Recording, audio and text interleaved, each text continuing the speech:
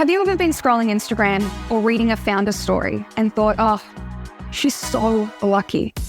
I'm Alicia Mafadia, and I want to welcome you to She Got Lucky, where luck is just the beginning.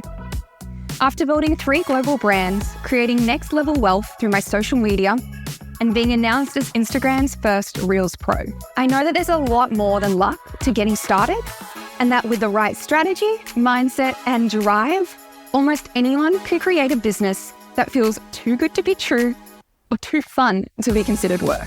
In this podcast, we explore the stories of women who've made their mark, not just by chance, but through trust, resilience, and a belief in their capabilities. We'll dive into the actual strategies, stories, and secrets of success. So, if you're ready to chase your dreams, and instead of wondering how she did it, make it happen for yourself, tune in and let's redefine what it means to be lucky in the world of business. This episode is all about money. Money. The power we give it, the power, the energy we let it have over us.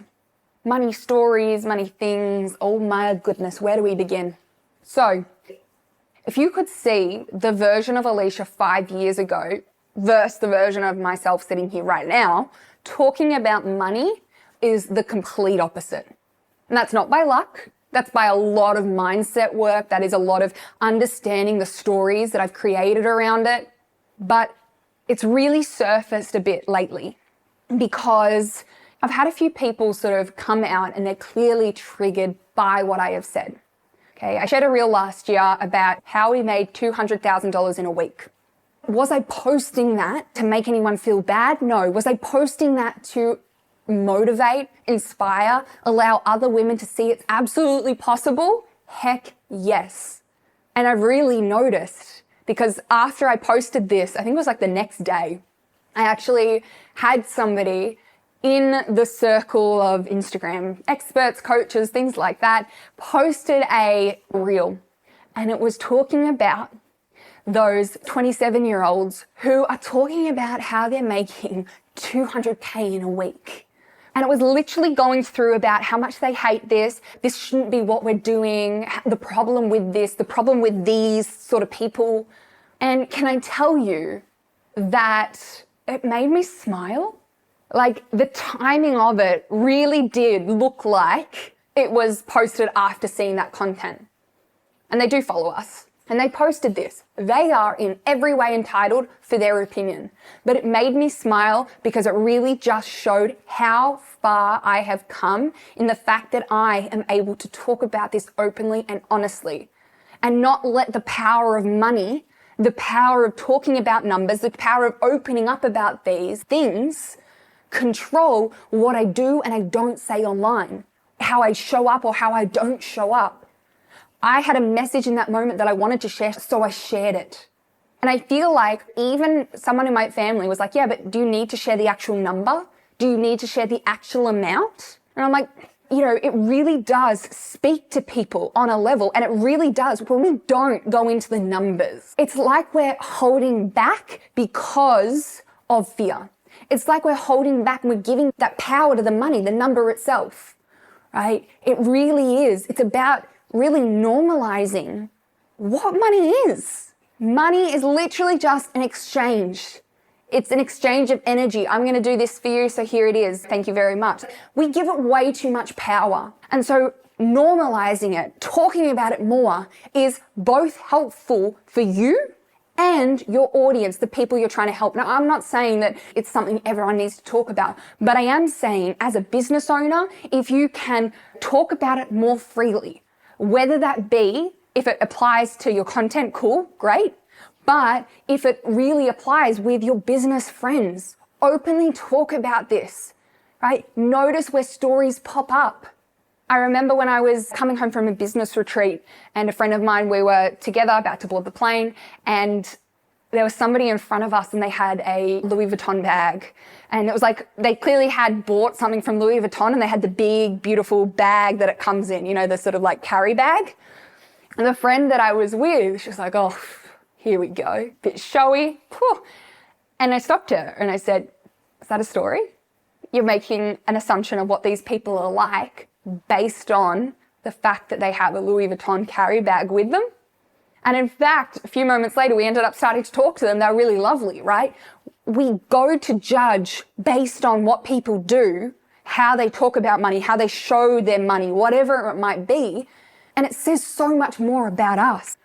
So I really want to delve into this a little bit more because it is something when it comes to the She Got Lucky podcast, absolutely, this is something I want to talk about with you openly, honestly, regularly. Whether it's through our guests, whether it's myself and you just having a one-on-one podcast episode, I want to talk about this with you because the more you talk about these things, the more normal it feels. So if any of our content around money triggers you, that's okay. It's absolutely okay because I remember 5 years ago, if I was tuning into this, it would trigger me like crazy. When I finished uni and I was in my job, I would zone out, I would block out. I would not want to know what my friends were making in their jobs. Why? Because when I found out, I then compared myself and I based my worth on how much they were making versus how much I was making. How ridiculous is that? We're in completely different roles, journeys, careers, industries, and I'm judging myself. If I'm earning less than them, then I'm less valuable to them. So I didn't want to talk about it. We grow up with, especially I think our parents and perhaps our grandparents, we grow up with this story of, money doesn't grow on trees. Turn off the lights, turn off the air conditioning when you're not in that space. Money doesn't grow on trees. Things like this. We are grown up with environments where money stories and stories about money are then put onto us and we have the choice to believe them or not. And majority of the time, with our culture, with our environment, with our circle, the more we hear something, we normalize that being the case. We normalize that being the story. And so that's why us talking about this openly, freely, not making meaning from it, that is where we get to rewrite these stories together. Okay? So it really does. It blows my mind to think about this because there was a version where when I heard how much somebody had made, right, specifically women, other women in their own business journey, it triggered me. I'm not there, I can't make that much money, wow, I'm not capable, blah, blah, blah, blah, blah. It started down this road. Whereas I remember a fellow business owner, she's a beautiful friend now, she shared a story a long time ago, back in 2020, and she was talking about her first 50K month. She was not showing up to say, look how good I am. I've made it because I've hit this number. She wasn't doing that. She was showing up in a way that far out. I was in a 9-to-5. I was so freaking unhappy. And look at me now. This is insane. 50K month. What? Right? This is possible. And by doing that, I sat there and I approached this in a different way. Instead of approaching it being like, ugh, here we go. I thought to myself, wow, we have quite similar backgrounds. We have quite similar journeys. Very different industries, but quite similar journeys. We went to the same uni together. I didn't know her in uni, but we both went to the same uni. We both went into 9-to-5 jobs in the industries that we studied in uni. And then we took that leap and started our own business at quite a young age. We had quite similar backgrounds. And so instead of comparing myself, I allowed myself to think, what if? What if that's possible for me? If it's possible for her, it's got to be possible for me. And instantly, I imagine this house, I imagine this roof. I'm in a room and the roof, I can touch it. It's just a little bit above. If I reach up, it's just a little bit higher than me. That's what I'm capable of.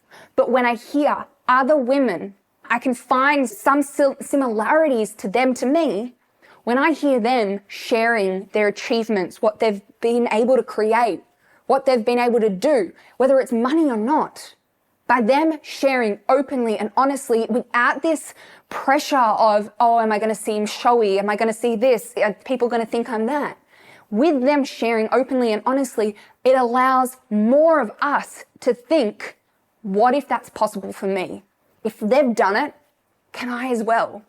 Let me raise the roof. Let me raise what I think I can achieve to that next level. And it allows us to take bigger leaps. It allows us to really achieve so much more in a time frame than we thought was possible.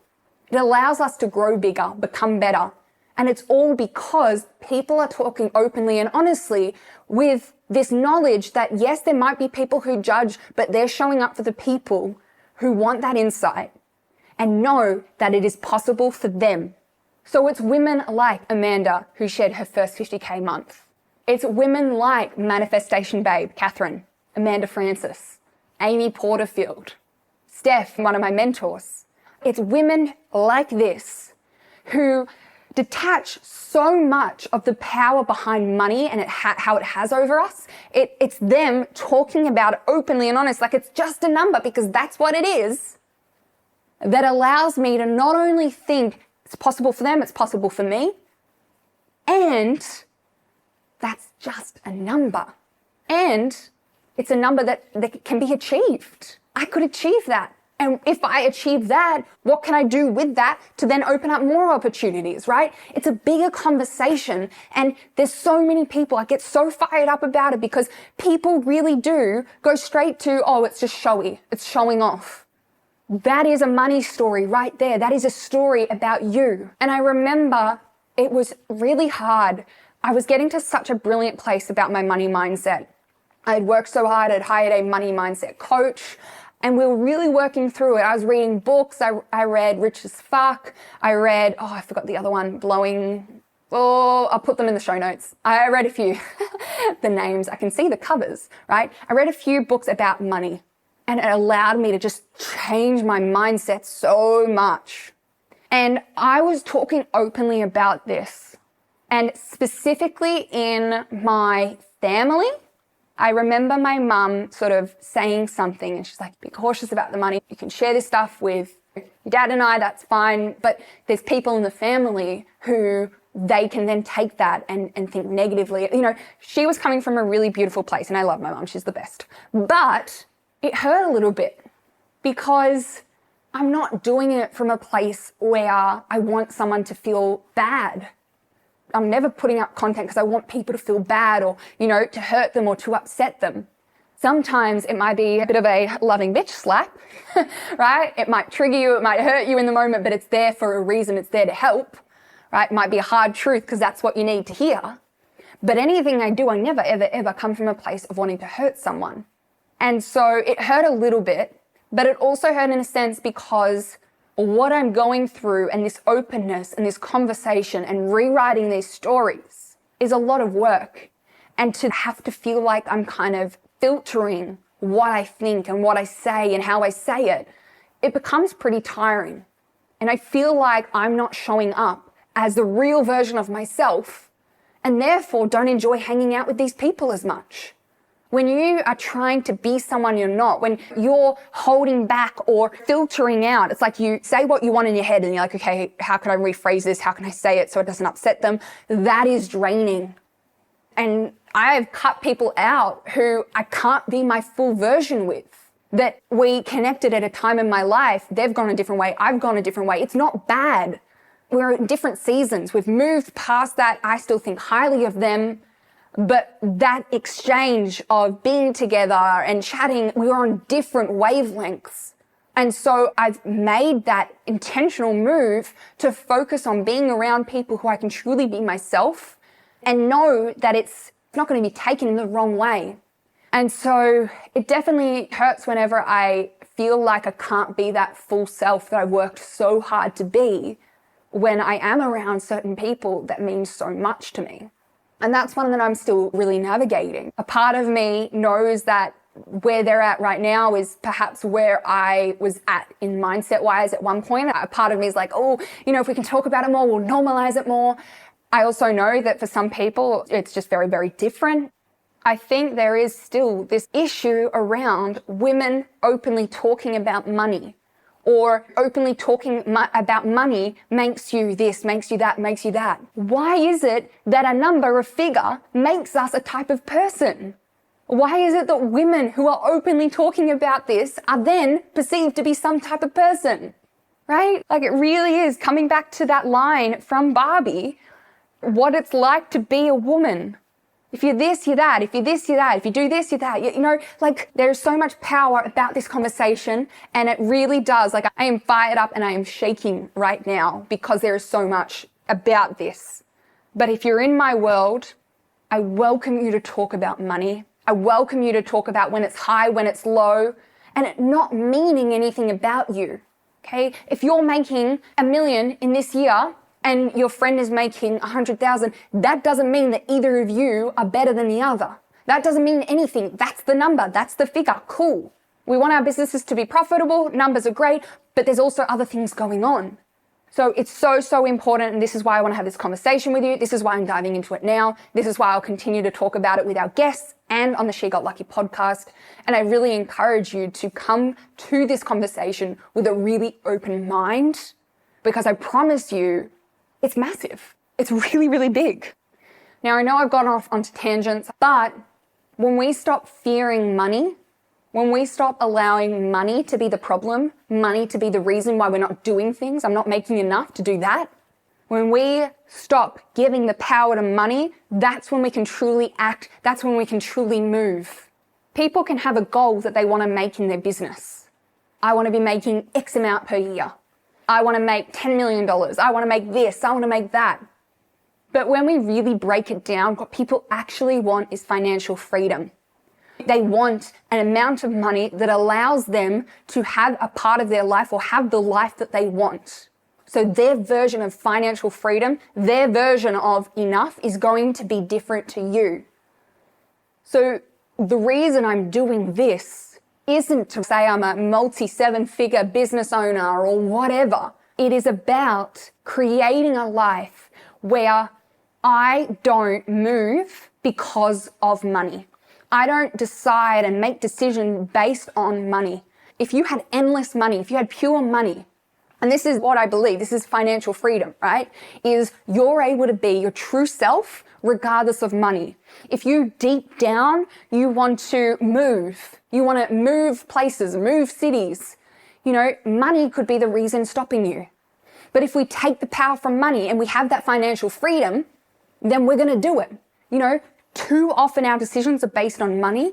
And when we are able to take that power back from money, when we're able to overcome that barrier, we're able to be the most truest versions of ourselves. And I've seen this in so many areas. Am I at the level of financial freedom I would like to be? Heck no, but I'm enjoying the process of getting there, right? I'm enjoying the ups and downs, the risks, the falls, everything. But I absolutely am at a point where I have so much wealth and so much financial freedom that I get to do the things that may not make sense to others, but make sense to me. I get to move in ways that I never thought were possible. And that's what I want to build. That I get to live a life that absolutely is me, that I get to look back on, I'm so freaking proud of, because it's not dictated by, I can't afford that, I can't do that, blah, blah, blah, right? We don't have the money for that. That's what we're going for. And this all starts with taking back the power we give to money. Big episode, I know, but this is a really big starter. It's a big conversation. Let's dive into more. If you enjoyed this episode, please be sure to follow the podcast, give us a review, perhaps share it with a friend. And thank you so much for listening to the She Got Lucky podcast. I can't wait to dive into this conversation more with you. I can't wait to just deliver more episodes on topics we need to dive deeper into. It goes further than success. It goes further than luck. It goes further, and we need to go into what that further looks like. And this is why the She Got Lucky podcast is here. And this is why I'm so grateful you're listening. So thank you so much. I'll see you on the gram, or I'll see you in the next episode. Bye, guys.